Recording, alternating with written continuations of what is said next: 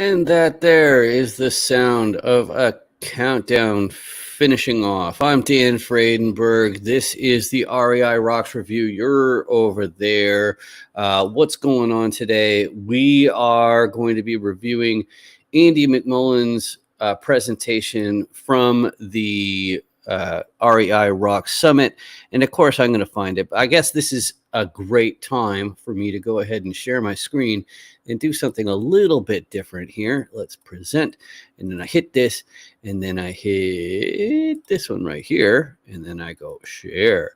Welcome to the VIP section. Okay, I guess this needs to be removed. But anyway, one of the biggest problems if you're going to be showing all this stuff is how exactly are you going to get hundreds of hours of content inside a single website? And that is exactly what we've pulled off here. Here's the presentation we're going to be doing. We're going to be reviewing Andy McMullen's presentation here. And it's Andy McMullen. He focuses on build to rent. We've got a comment coming in here from Muhammad. Okay, you can check that out in the chat.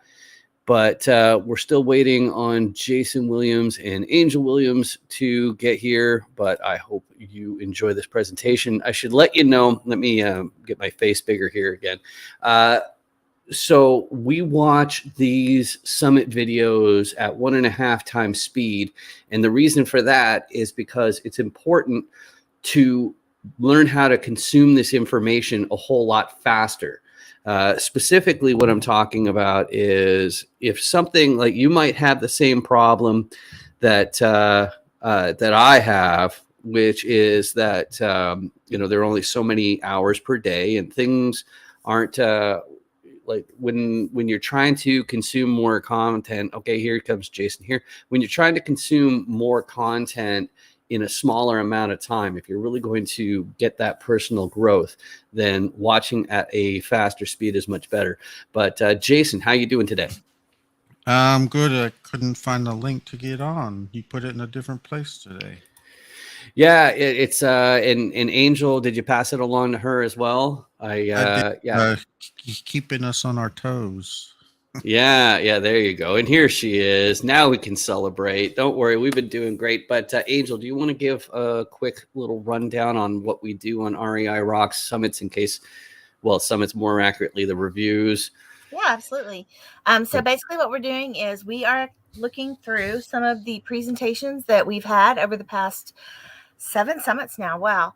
And we pull those up and we go through them. And our goal is to help you as the participant figure out kind of what's important and what is important but not necessarily actionable, so that you can pull the actionable steps out of it you're looking for and actually see some movement towards your goals.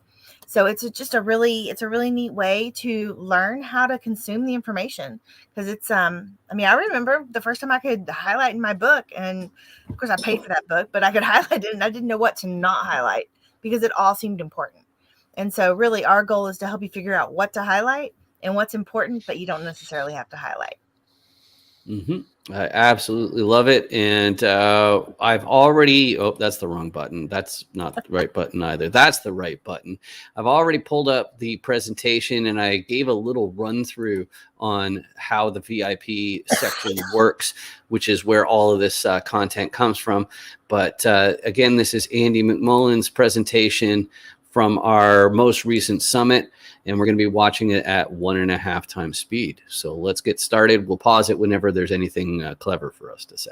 Rock and roll.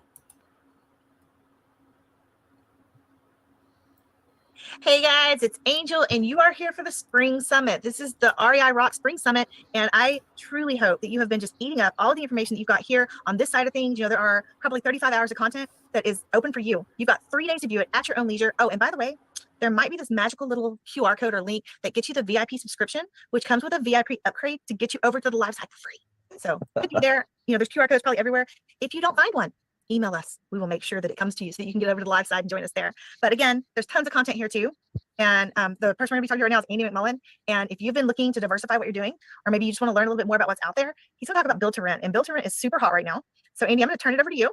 And if you could just give us a little bit about your background and your like massive number of decades in this space. Oh, decades, come on. Old. Okay, I'm sorry. How many years? Come back to the old, Angel. Every time we talk, it's like old. No, it's No, great it's to see just you. you found your. You know what? You found your home faster than I did. Yeah. That's it. I don't think our age. I always tell people I kind of moved my way into it, where I was just like, coming along, breaking things. Everybody behind me is kind of having to deal with all the crap that I broke, but I was able to just kind of sneak on through. But it's awesome what you're doing. Just the amount of value that you're adding to people. 30 hours of content. And I'm talking about some incredible speakers. I've been part of this before. I'm really honored to be here and talk about it. The reason I thought it might benefit your audience, Angel, is that we're working over the last. So I've been in the game about 20 years. Started off in the brokerage side. Really went. Yeah, that's right. 2 decades. We've been in residential 2 decades. Really it's really my third decade, really. So I kind of transitioned into the development part, maybe early mid 2000s, and then started to get into some more multifamily deals, smaller deals, some larger developments in Southern California and Central California. And then over the last kind of 4 years, it just made sense. We kind of started to see this really kind of lucked out, honestly. A couple of partners that I had met over the last 4 years were doing built to rent kind of on a smaller scale, 30 to 40 units maybe at a time. Money would run out, then they start another project. Money would run out, then they start another project. And so I kind of came in with another partner of ours, Andrew G, who's one of the founders of Mag Capital. And we just decided to start building larger projects. So what we're focused on now is acquiring the land through an option.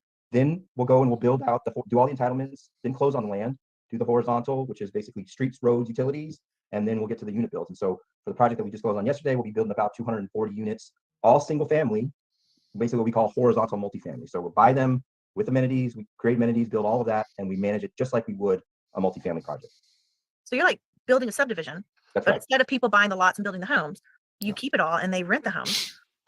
That's right. And so that's kind of crazy. Yeah. So if you think about it, and there's a lot of stages in this, right? Like I said, we start with the option period. That's going to be 4 to 6 months. And then we can kind of start to finish up the engineering, environmental. And then there's the next stage, which is that horizontal. So at each phase, we try to mitigate as much of the risk as we can, because that front end, the entitlement stage, is really where there's the most risk. And then at each stage, we can have investors come in or come out when we get to the verticals, when we're building the units.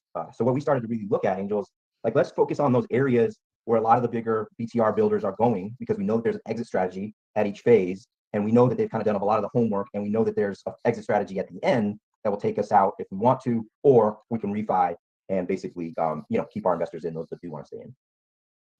Wow. So I kind of want to stop here and maybe unpack what you mean by different places to exit, because this is when you're buying multifamily, especially not development, like you're buying multifamily, it's already in place. And I mean, I guess if you wanted to split it up into the value add and then have an exit after the value, I mean, like, I guess you could do it that way, but who does it that way, right? Not very many people. So like with the build to rent, when you say you get an option on the land, what does that mean? Yeah.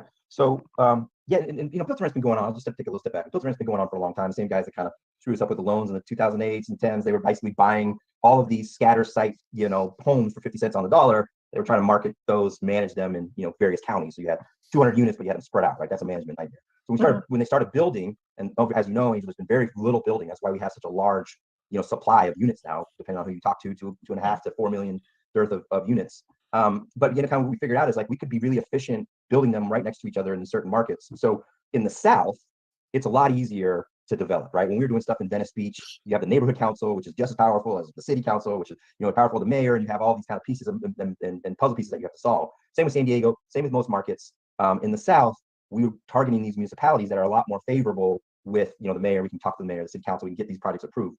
We could never buy a piece of land we could never option a piece of land in California and then do all of our due diligence, do all of our entitlement work, have the hearing, right, where we meet with the city council, we have them decide whether it's 7 to 1 that they're in, or 5 to 6 to 1 whether they're in favor of our project or not. We couldn't do that in many markets, but in the South, it's still relatively inexpensive in many markets to get developments done. So you can buy the land a little less expensive. The impact fees, the fees that are required in order to get certain tie-ins done, taxes, all of that is less expensive. So we can tie up the land by maybe paying an option of $10,000 to $50,000 up front.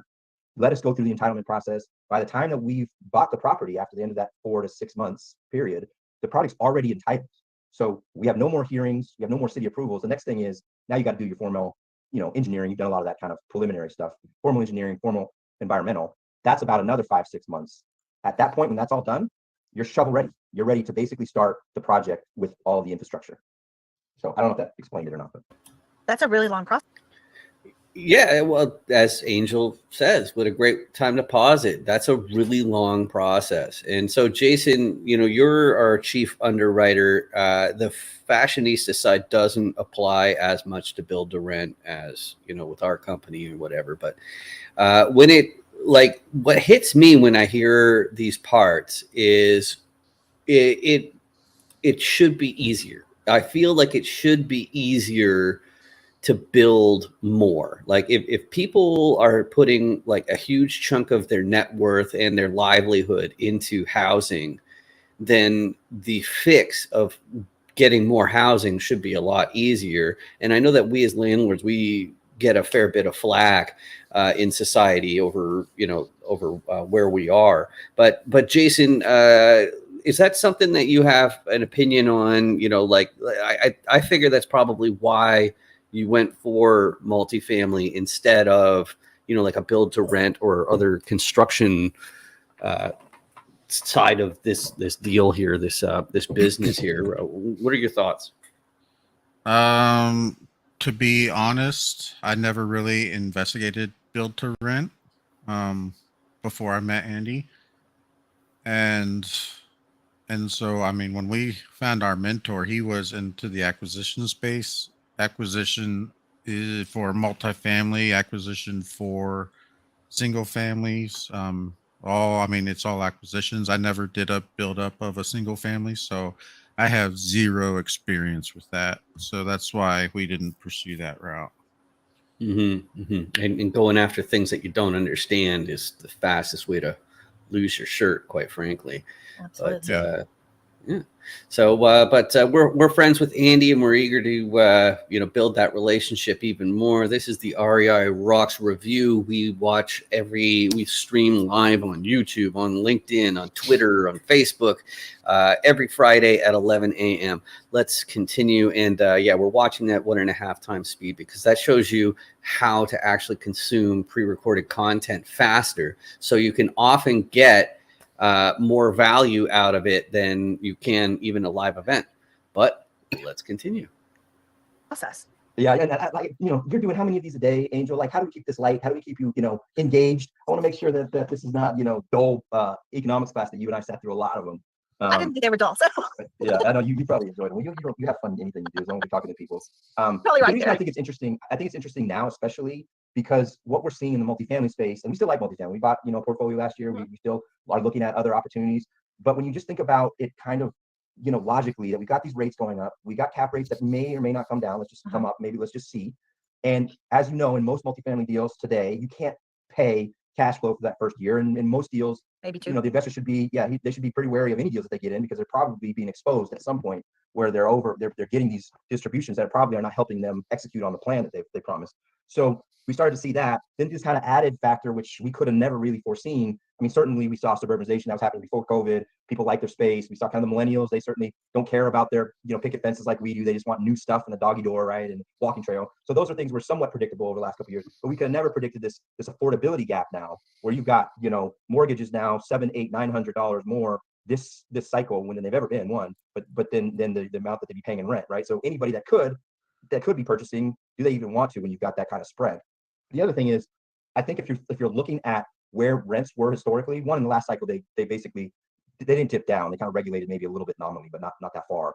But the other thing at that last cycle, you did have a larger percentage of people's income going towards their rent, right? So maybe it's 33, 35%. Many markets it's 40 in LA, it's larger.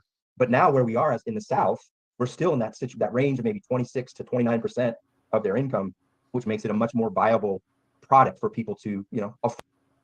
I love how he's getting into the nitty gritty of the numbers here, because if you go to a normal coach, you go through a normal guru program, you're not going to find this stuff out.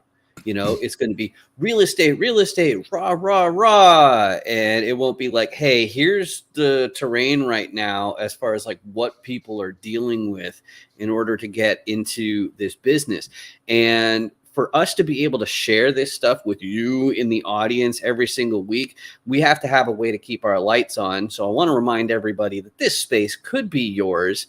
And as a matter of fact, we do have a gold sponsor, so we like to feature them every single week here. I'm going to throw that on here for Sponsor Clad. It just takes a minute. Do not touch that dial. See you in a sec. Hey guys, it's Angel, and we are super excited to announce our newest gold sponsors, Sponsor Cloud.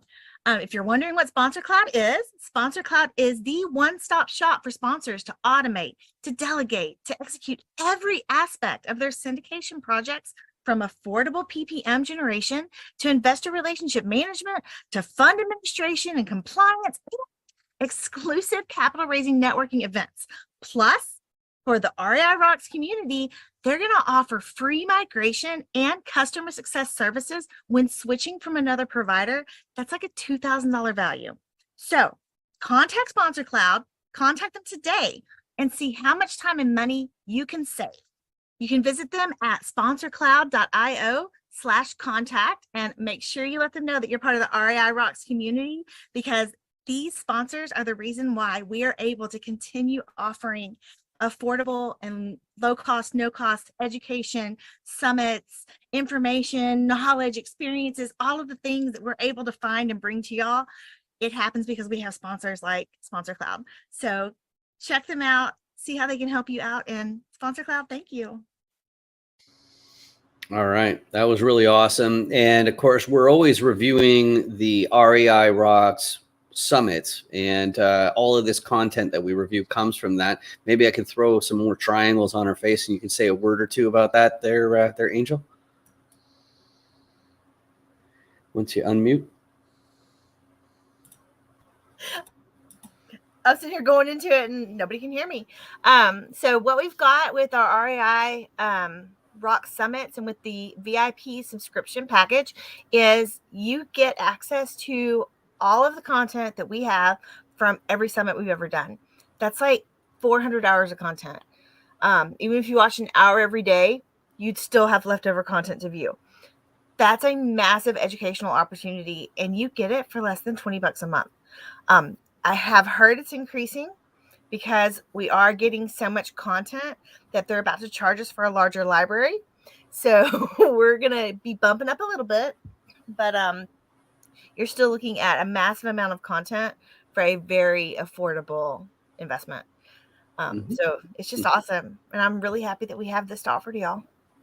Absolutely. And you can just scan that code there with your phone, or you can visit theacademypresents.com/VIP, like it says on the screen.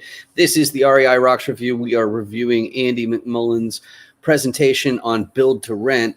And basically, it like one huge part that's involved in it is what's going on in real estate right now. What's going on? What's going through people's heads? What's the investment climate like? What's the buying climate like? What's the build to rent climate like? And let's check it out some more. Here we go. Afford housing. So we look at it as like we can build these beautiful things for affordable housing that gives people an opportunity to be living in a community with all the amenities at a much lower rent than they'd be paying in a home of that stature. Yeah. Well, you got people too that they would like to live in a home, but they hate the idea of being tied down. Right. So that's kind of where we're at with some of the newer generations that are hitting that on their own phase. And I'm not talking 18, I'm talking like 25-ish. Yeah. That they're hitting. Yeah, I mean, if you think about it, just so I don't know so like the oldest millennials now are probably 41, 42, youngest probably in that 27 range as the home creation range, right? And so you got 83 millennials in that group. Maybe it's 20 million more than Generation X, etc. But the other thing that you've got is you've got the elderly that are living much longer, right? And they don't want to have to do anything except change a light bulb here or there, but they would love to have a backyard, for their kids and grandkids to come over. They'd love to have, a walking trails, etc. So I think that's kind of why I see in this 5-year span, you just have so much more runway. The other thing that you kind of alluded to is that you can kind of have this nice stuff now, relatively inexpensively. But you're right. There's like a young family. That's kind of our resident. Typically is young couple. Maybe they've got 1 or 2 kids, a dog. Most of them have the doggy door, etc. And so they can decide, hey, look, I can live in Lafayette, or I can live in Foley, Alabama, and I can commute, once every 2 weeks if I need to an MSA. But I can just have this incredible lifestyle with people like-minded. It's not like I'm the only renter in the neighborhood and everybody else is like, oh, who's that? That's the renters. This is like highly amenitized. In some cases, we're building out clubhouses and pools. And so really our competitor is, there's some nice high-end multifamily, but that's not for everybody, right? Some people don't want people above them. Some people want a little more space to walk their dogs.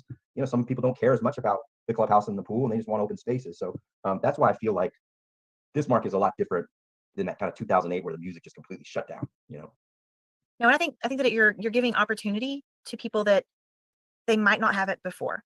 So like one of the things that we do, and I don't know if y'all do, but our property management company makes sure that our renters' payments are uploaded to the credit bureaus. Because here's something you might not know. Yes, we do. People don't have a really solid credit history to probably age 30. Right. And so not only is the supply and demand issues pushing prices up, but there are people out there that simply don't have the credit required to be able to get into those homes. So not only are they potentially out of range price wise, they're potentially out of range because of their credit history. And so there really is a funnel into this housing that gives them the ability to be in a house and to be in a community of other renters. So they're going to be more homogeneous as far as like the kind of people they are. And they don't feel singled out. So we're like, we live on our street, there's 3 rental homes. And guess what? Everybody on our street knows those 3 rental homes.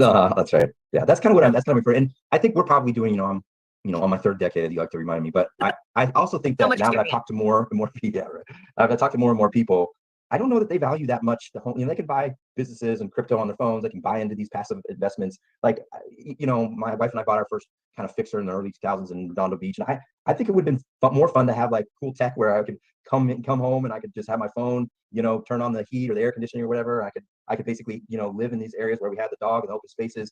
I think that there's a huge draw for that, even when the market does kind of come back to states. Now people will own homes, there's no doubt. But you're seeing the numbers dip even before COVID, right? You were starting to see that there's a lot more renters. So that's part of the reason too, is that, why it's become kind of, Wall Street's favorite son, where there's multifamily before, I think built to rent now. Part of it is because of, they can collect their yield and pay CalPERS and CalSTRS and all the rest of them. And there is various ways that they can make money on these types of transactions. And the supply is not nearly, where it was in 2008 when the music stopped. There's money sitting on the sidelines, as you know, for multifamily deals now and built to rent deals. And if we do have a shallow, recession of some sort, some people would argue whether we're in one or not. Usually dad comes in after. But even if we are, you still would have, you would still have these opportunities that weren't available to us in 2008 because the housing is so needed. Yeah, no, it's supply has definitely pushed up or has some upward pressure on prices. I think about our own home. Now, number one, we're in Texas. Homes in Texas are less expensive. When we bought this home in 2007, I think we paid right at $150,000 for it. It's not real new. It's like a 1982 build, I think, maybe 1980. I think it's 1982. It's 1,850 square foot, maybe 3-bedroom, 2-bath, 2-car garage. We got a little bit of a backyard. It's now 2023, and it was valued tax wise over $300,000. And I was like, because we're up there contesting our taxes, and they're like, we think your home is in very good condition. But they got like 3 levels of condition. And I was like, we have 4 children. Our son has special needs. I literally have a tub of spackle that I follow around behind him, and I fill in the holes in the wall with my hand. I don't even use a trowel anymore. I just fill it in with my fingers and smooth it out. And they're like, "Oh, do you have pictures?" Oh, that's funny. Yeah, I'm here. Like, it's in my pockets. I'll pull it out. I'll show you. But it just blew my mind because I feel like, what is that? 17 to 23? Is that 15 years? Or 07 to 17? Yeah, so 15 years. And they're saying our house tripled in value. Yeah. There is no way. Yeah. Just zero way. Almost tripled. But like, I hear those numbers. I'm just like, that is insane. Yeah, although I think now it's starting to become a little bit clearer when you see kind of all the rents in Texas over the last, year and a half, 2 years. In Austin, you have these 17%. I know I was in some of these deals, and there's definitely been, some rent regulation. I would say even this year, we're going to have real rent decreases, and that, nominally will probably be up 3.9% or 4%. But, with inflation at 6.5% or whatever, the real number is certainly starting to regulate back down. I don't think it's going to go much further than that, but I could very easily see prices, start to come. Hey, Angel, here's a chance for you to flout your master's degree in economics. And Andy here was talking about how, we're going to see rents go down in real terms, but in nominal terms, they're still going to go up. So he was saying like 3-point-something% probably going up this year, but inflation is like 6%. What on earth are they talking about? We'll just try and unmute you. No, it won't work from here. You got to unmute yourself. Oh, holy night. Yeah, I'm going to have to stop unmuting, but this cough is like, I don't want to be coughing all over the microphone. But so if the dollar is losing value at a faster rate than nominal rates are increasing, then you're paying, yes, a higher nominal value, which is just the dollars themselves. So say your rent goes from $800 to $1,000. That's a higher nominal rate of rent. But if the dollar's losing value faster than that, then you're paying with lower value dollars. So even though nominally it's more, in real terms, which is like what you actually feel in the purchasing power, you're paying less. If that makes sense. Sure. And if you put the shoe on the other foot as a landlord, it might even be more obvious, right? So let's just use a round number. If your rent is $100 a month, I guess that means you're literally renting a shoebox. But if it's $100 a month, then next year, if you get that $100, you'll only be able to buy like $94 worth of stuff with it. So the Probably like 85. well, yeah, right. So but the numbers are cooked. yeah, absolutely. But the main thing is that because things cost more when you end up receiving that same dollar amount next year, it just simply won't be worth as much. So so that's why, you know, it can go up by 3%, but actually be going down in real terms. But this is the REI Rocks review. We're reviewing Andy McMullen's presentation on build to rent. So let's continue. Come back up as people can get into interest rates that are reasonable.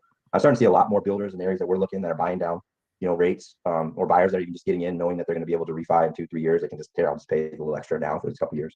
So it'll be interesting to see what the market is. I mean, I know on some of our deals, you know, like we talk about 11th hour, I'm talking about like on the 13th hour, whatever you want to say, the 25th hour.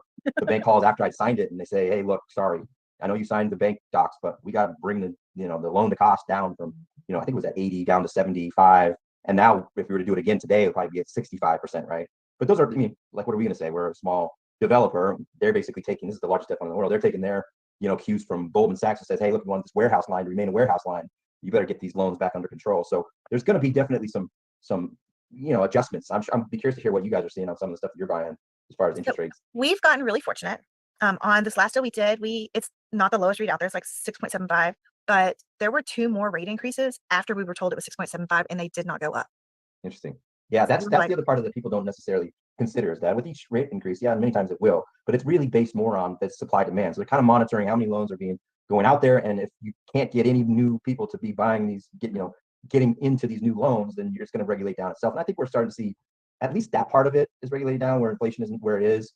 You know, I think you see the kind of headline inflation. It's like, I don't understand. It's kind of like some of these I follow hoops or football. Some of these trades I don't understand at his market. Like, why is this guy worth that? Why is this guy worth that? Trade 2 picks. And some days I drive by, you know, the gas is worth $5 and some days it's $7. Like, there's no real rhyme or reason sometimes for these things in the short term. In the long term, they kind of start to come into focus. But right now we're kind of in that just unknown, you know, where we're just trying to get the best kind of deal that we do, and we've got to pay a lot more for rate caps now. So if you've got to got be a lot more conservative on the underwriting even than we were before. Absolutely. So you've got your land figured out, however long that took, 10 months to 12 months is what it sounded like. You got your land figured out, and so you're trying to get your loan.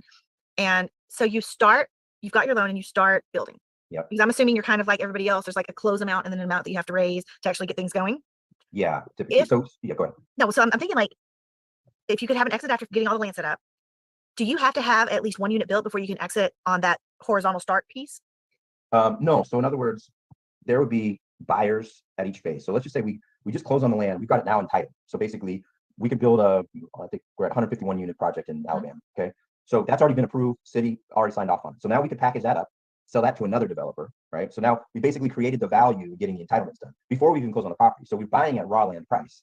So there's now a new value creation at the next phase. Okay. So then if, let's say we decide not to, we're just going to keep it rolling into the next phase, which would be, when is it shovel ready? Meaning, when can we start building the streets, the roads, the utilities, all of that? There's another phase there in between, kind of when we closed on the deal and when we got the engineering environmental done and we're ready to start the infrastructure. We could sell that to another developer to build horizontally and vertical. So that's part of the way that we're able to strip away some of the risk. It's not necessarily a cash flow play, of course, for people that's what they want.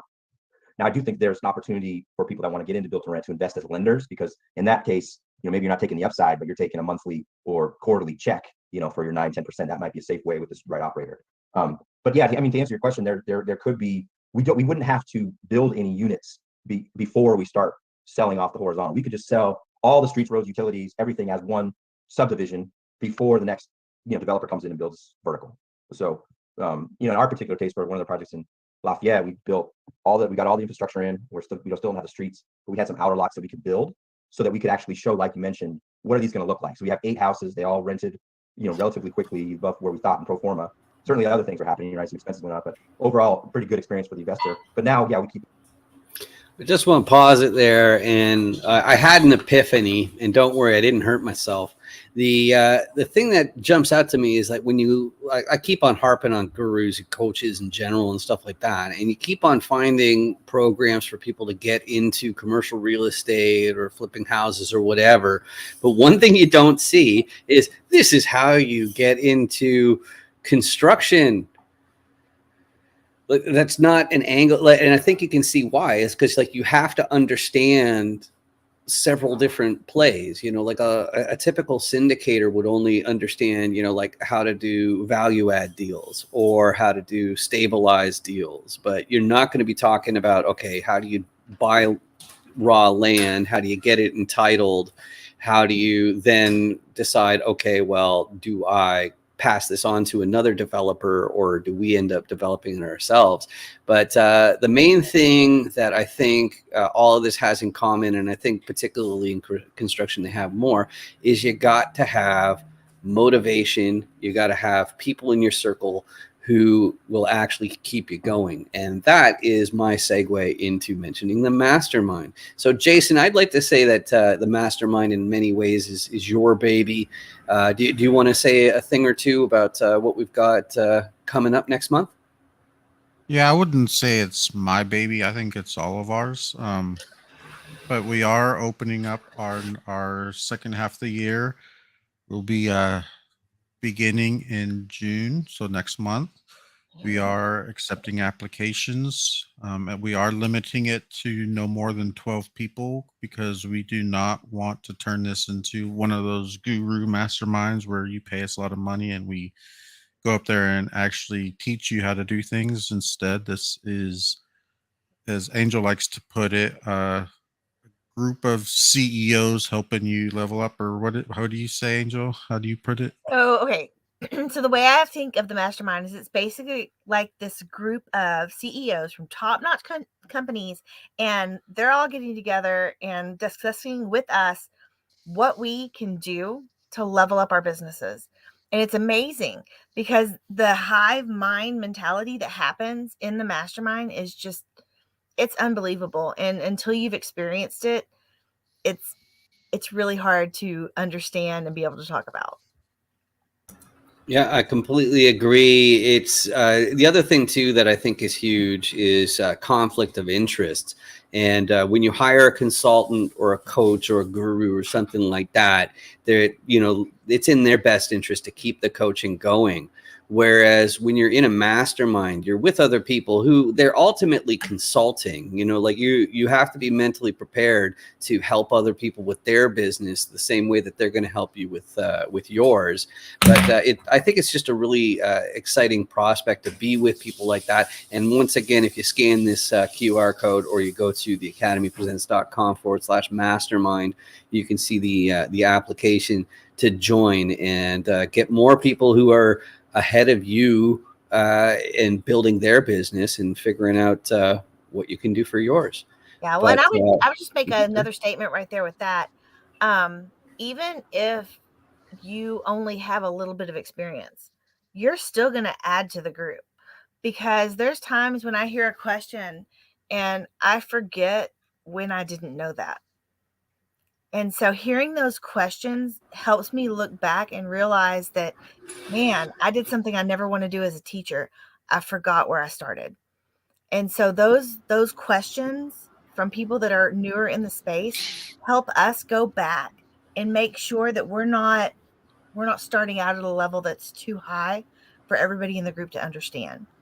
So that's just a teacher thing for me. I want to make sure that I never forget where we started. Mm-hmm, mm-hmm. And teaching is such a great way to solidify what you already know. It's whatever, like if you end up teaching something, you're going to understand it inside out, backwards, forwards. You're going to know more ways to explain it. It's really fantastic. But let's get back to Andy McMullen's presentation on build to rent. Let's go. One as a model unit. Anybody that's coming in could see the high clear, what does it look like with their furnishings, etc. And that is helpful, right? Because it's hard for people to envision, I'm going to live at this place that doesn't have the dog park yet, or the playground, or the walking trail, or the clubhouse, and you want me to pay what rent? So you got to have some kind of example for them to see. Wow. So okay, so say you've put in the road, so you're shovel ready. Yeah.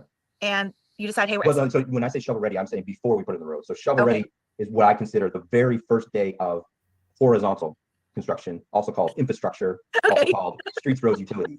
All right, so infrastructure is complete then. Yeah. So infrastructure is complete. Can someone come in that was going to buy, that wants to put in like a regular like subdivision, like people buy the lots and build their houses? Can they do that if y'all have already set it up to be built for rent or built to rent? Yeah, so it depends on if they're individually platted. So for instance, no.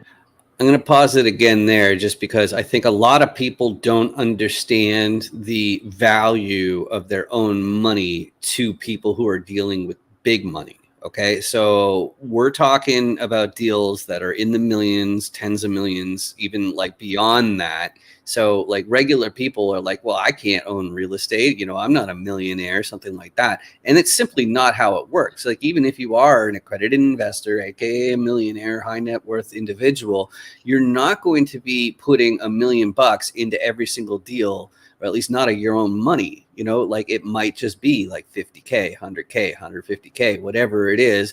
And those numbers might sound impossible to some people, but you know, there are opportunities with some developers where you can invest in an entire company that's building a house that you intend to rent out and live in yourself. So that way you're kind of paying yourself with your own rent. And I think it's really important to get into this group and know a bunch of people. And at the risk of promoting too many things in a short time, I'm going to promote something that's free, which is Marvelous Mondays. You can meet some people. You can meet some syndicators, developers, all kinds of people in real estate. Angel, do you want to say why Marvelous Mondays are so marvelous? Absolutely. So the reason why I think Marvelous Mondays are so marvelous is because it's just a marvelous group of people. And there's about 25 to 40 of us that get together and hang out every Monday. We talk real estate, we answer questions, we ask questions. But probably the best thing about it is it's really super laid back. And when you ask your questions, you don't have to be afraid. Nobody's going to be like, oh, they must be new. Ew, they've got goofy questions. Nobody's going to say those things. Because it's a really helpful community, and we want to see other people grow. This community is great, but we'd love to have more people in it. So that is why Marvelous Mondays is so marvelous to me, and we'd love to have you join us to make it even more marvelous. Exactly. And you might wonder, you know, you might be looking at the screen and saying, well, why does it matter if little old me shows up to these Marvelous Mondays? But there's strength in numbers. The fact is, the more people join our community, the more people who are involved in commercial real estate and real estate flipping in general, it helps all of us, and it helps us, you know, attract better speakers, bigger summits. And that's why I'm excited to have everybody join. But I'll quit flapping my gums and let Andy continue his presentation. This is the REI Rocks review. We're here every morning on Fridays at 11 a.m. So let's see some more. We would build them ourselves, and then we could, because they are individually platted, we could sell a home that was already built to an individual separately. We wouldn't, but maybe what we might do, Angel, is maybe, you know, we got 100 units in Lafayette, maybe we'll chunk them down to 10, and somebody who maybe would like to have 10 rental units, they're all individually platted, they could basically own 10 of them, 90 of them we keep, or maybe we chunk them down again. We probably wouldn't be in the business of, I've done this before and it's a pain. It's a whole nother business altogether, as you know, in single family. Trying to sell individual units is a marketing business. It's not even really a real estate business anymore. So I think we would have to be at least 10. And some of the projects that we're building might be, you know, attached in some way, maybe duplexes, quads. But for the most part, most of our projects, we would build what they call just a planning development, where a PUD, where it would just be one project, and we're managing it in the same way that we would multifamily. The one difference being, as we build each one, we can get a separate certificate of occupancy, a C of O, and rent it. So multifamily, as you know, the sticks go in the air, you got to wait years and years and years and years before you can even stabilize it. With our projects, with BTR in general, that's kind of another advantage. You can lease it right away. When you're building cash flow as you go. Yeah, as you go. Yeah. Which, I mean, you're doing that in other projects as well, but it's not the same as like a whole development. Like you said, if you're in a development project for a multifamily, you might not see any cash flow at all for 2 years. Right. Maybe even 3. Yeah, probably 3, probably closer to 3, because you're gonna have, you know, you're gonna have all the sign-offs for engineers, et cetera, and they've got to look at it together holistically. And you know, with a single family, multifamily, you can kind of replicate the same plan. 3 2-bedroom. Okay, we got 10 homes. We got the engineering guy come out today. We got, you know, the inspector for, you know, powers, all that stuff that these guys are coming in and giving their sign off. We got to see about those 10 units, finish building up, you know, bring them out in a couple of weeks. So that process does make it a little bit easier. And people are cool living in neighborhoods that are still being built.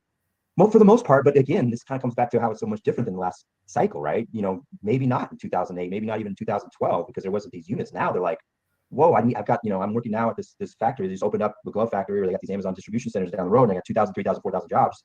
I got to find a place. I know that there's not the scatter site single family. I could live in an apartment for a little while, but I would really love to have my dog and the family here, et cetera. And so, yeah, for the most part, now obviously there's a limit, right? I mean, if you've got contractors that are really, really not paying attention to the kind of the community and blessing these residents, that's another thing. But we really do take great pains to make sure that we're building these things. And then, our partner Derek Alex and Draco is building these beautiful homes. And so, we really do want to have all that green amenities in there so that, they can put up with some of the other stuff, noise, etc.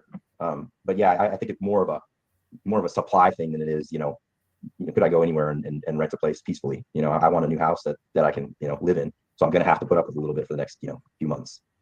So do you think when people are investing in build to rent that they care as much about the team as they do the owner operator team in multifamily or even in like bulk portfolio residential?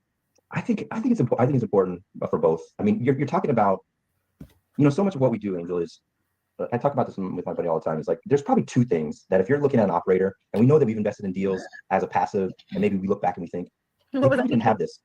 These two things, which I think is one, over communicating, right, to a point where, oh God, he's calling me again, or they're sending me another email. They know that's happening. That's happening regularly. They can find me with my cell phone any place. I'm not saying that we're perfect. We make mistakes, but we do communicate. And the other thing is, I think there's got to be this real kind of almost anxious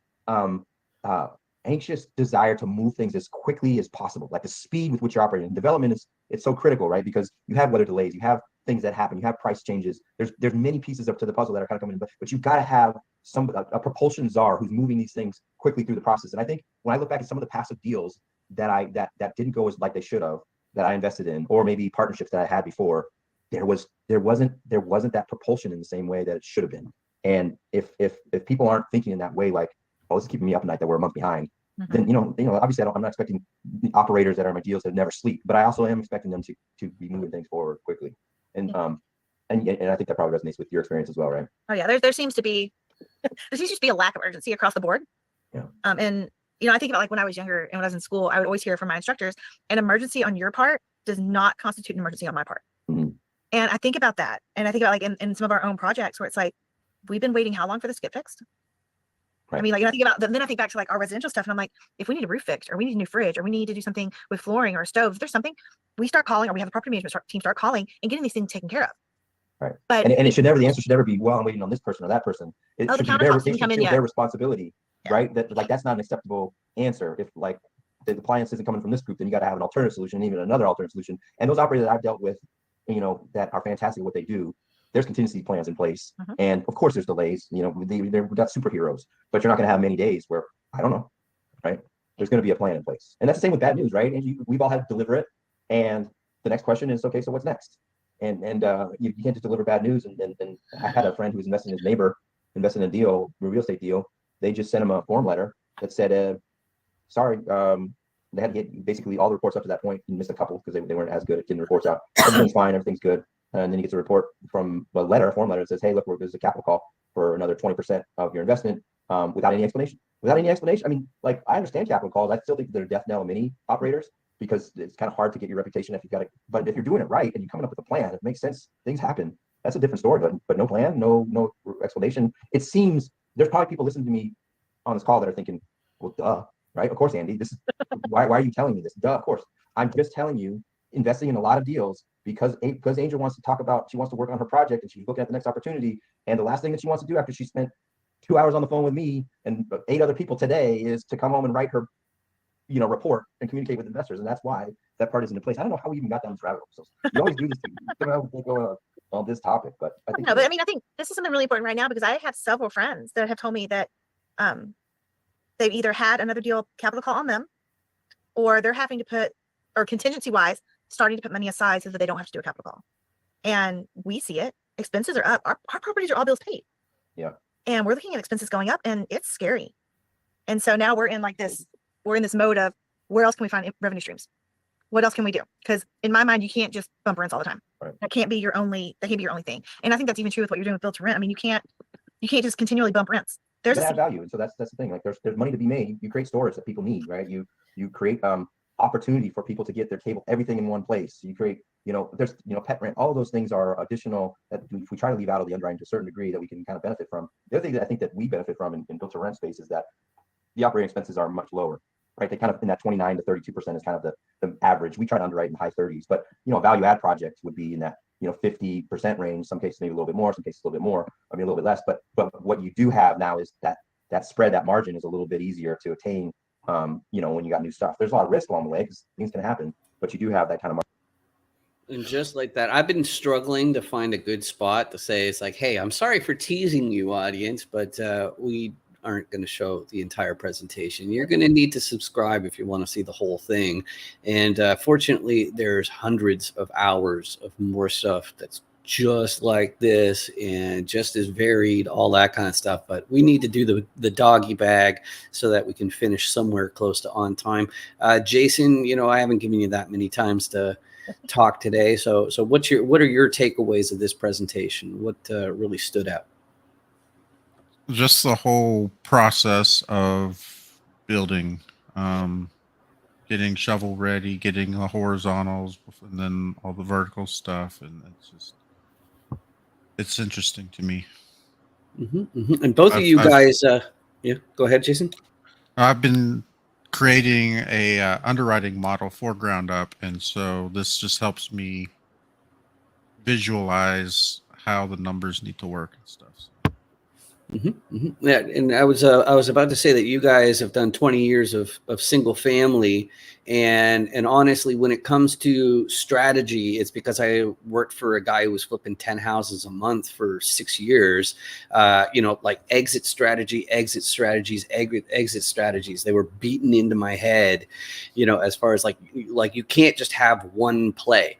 Like on my interviews, the Chance Encounter one, I have a question about risk tolerance, where I say many people invest in this popular asset class, but I think blank is too risky. And it's really to get that across of like, if you only know one play, you know, I make the joke that Pokemon cards are a great example of a risky investment because it's strictly appreciation. Buy low, sell high. And if you can't sell high, then the time value of money and the money value of money, it's just, you know, evaporated. But Angel, you want to say a thing or two about like what that makes you think in terms of your single family experience, or do you have some other takeaways? So I wanted to kind of back up just a little bit. So if you are listening right now and you're thinking this is way beyond me, I want you to realize that the summits have grown with us.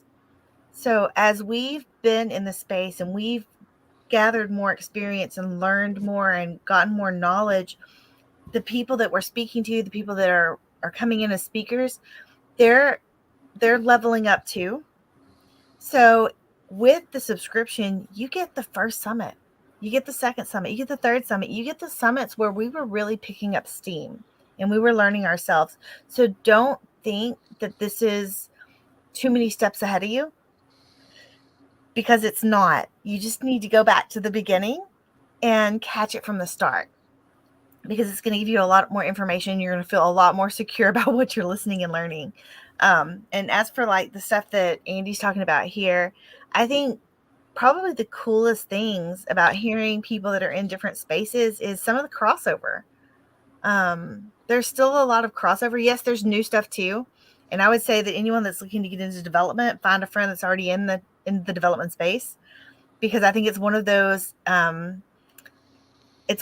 spaces where you've got to have somebody that already has a foot in the door, because they know the lenders, they know the builders, they know the people that are going to make it easier. So just like other spaces, you want to pull somebody in with experience, you want to get a coach, you want to get something. This is another one of those spaces where you really want that person. And I feel like the development space is super small. There's not a whole lot of developers out there. So if this was something that you were looking at getting into, or maybe diversifying into, talk to somebody that's in the space, that has some history in the space, because personally, I'd be really fearful of getting in with somebody brand new that hasn't ever done it before, that does not have an experienced person on their team. Yep, that's exactly it. So this has been the REI Rocks Review. We're here every Friday at 11 a.m. Eastern, and we review these amazing presentations from different professionals in these fields. I always like to emphasize that, you know, because they are professionals in the field, instead of just pitching some course or pitching, you know, whatever it is, like basically it's the leaving stuff out. that's what really bugs me. It's giving information where it's just a tease, and you're not going to be able to actually do anything with the information. Because we always interview professionals, they're eager to get beyond just the basics. They're eager to share and let people know how all this stuff works. But they're going to get bored, and they're going to be like, okay, well, let's talk about the stuff that's actually on my mind from day to day, because it's not just going to be, it's like, well, you got to get your acquisitions at a good price. It's like, yeah, everybody knows that. It's things like that. But anyway, this has been another very exciting episode of the review. I'm glad that we had this all going. You guys have anything else to say before we give them back the rest of their weekend? Have a great weekend. Yep. See you next week. Love it. Okay, guys. See ya. Watch. See you next.